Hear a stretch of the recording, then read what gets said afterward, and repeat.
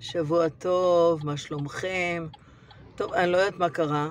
גם בטיקטוק אני לא מצליחה להעביר סרטונים ולא בפייסבוק. לא נורא. אני רוצה, מהסוף שבוע הזה, כשיצאה השבת ראיתי טלוויזיה וראיתי שזה לא יאומן. חלק מהאנשים, כתבים וזה, עוד יש להם איזה אנטי, ימין, שמאל, ראש הממשלה, צריך לקחת. כאילו ראש הממשלה הוא גם השב"כ, הוא גם ראש הצבא, הוא גם מוביל את כולם, הכל הוא יודע. בן אדם אחד עושה את כל התפקידים? לא. תחשבו בהיגיון, באמת. קחו את עצמכם, תגידו אם אני הייתי שם. 3 ימים לפני כן, ראש הממשלה כינס את כל הצוות הזה, והם אמרו לו, אל תדאג, זה הכל תרגילים, זה שטויות, הם בכלל, הם מאוד מפוחדים, הם לא יעשו שום דבר.